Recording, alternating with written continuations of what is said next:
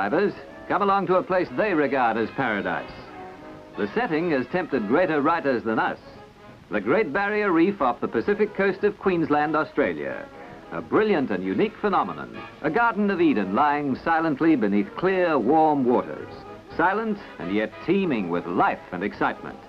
Okay, so you think we're overboard, full of lyrical descriptions. Well, now's your chance to come along and let's prove it.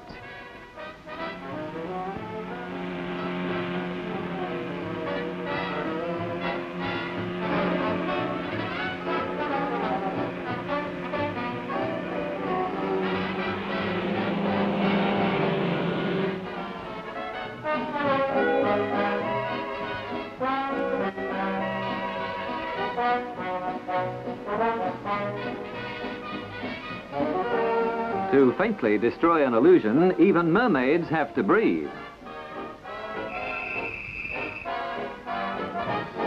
And seeing is believing, so the camera has to go along too.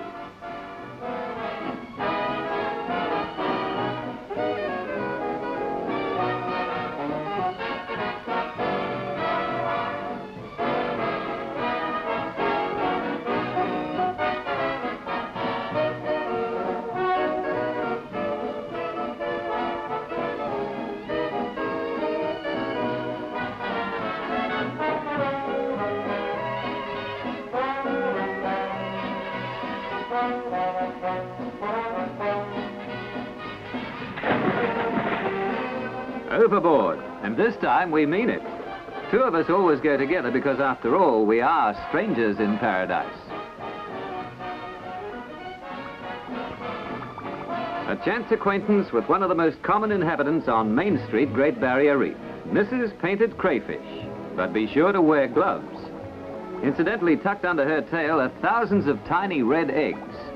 Heaven knows where Father is, but with such an imminent family, one thing's for sure, Mrs. Cray will need quite a maternity ward.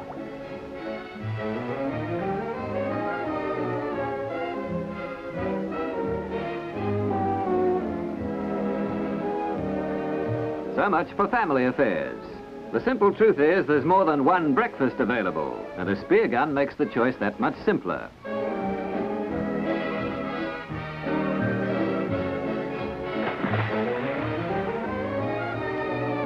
Here's where curiosity killed the big 35-pound brown spotted cod. Did we say big? Some of this chap's family grow to weigh over 100 pounds. That's about 7 stone, give or take a pound.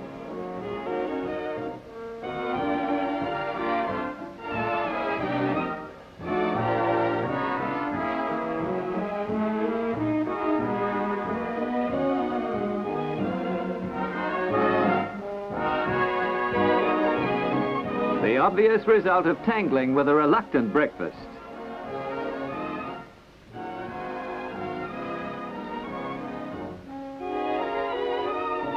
Right now, old Big Mouth has nothing to say about it.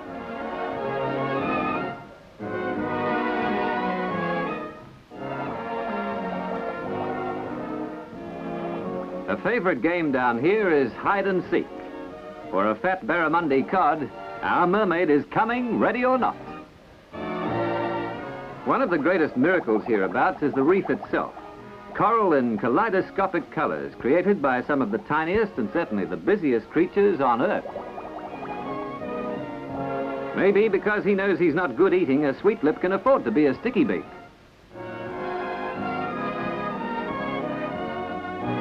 Here's some red Gordonia coral. Most corals lose their color if taken from the sea, so we leave them there.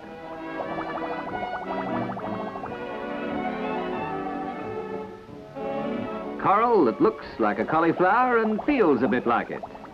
For some reason, all corals are not hard. White sauce, anybody?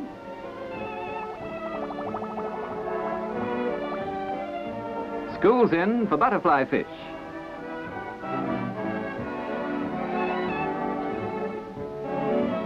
A tank of air only lasts a half to 3/4 of an hour. So now we'd better take a snorkel and a deep, deep breath.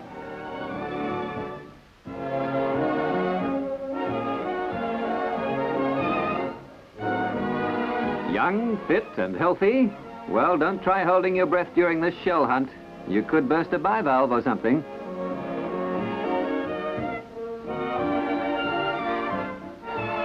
You know, for a shell collector, the tops is to be on the bottom. Paradise, you might say.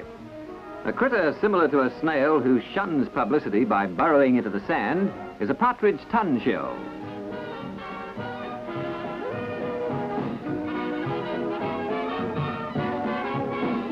There's a tiger cowrie.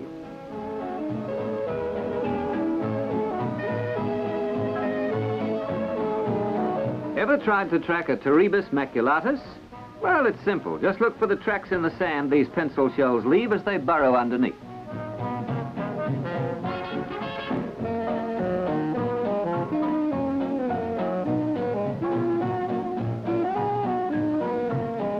An unhappy driver.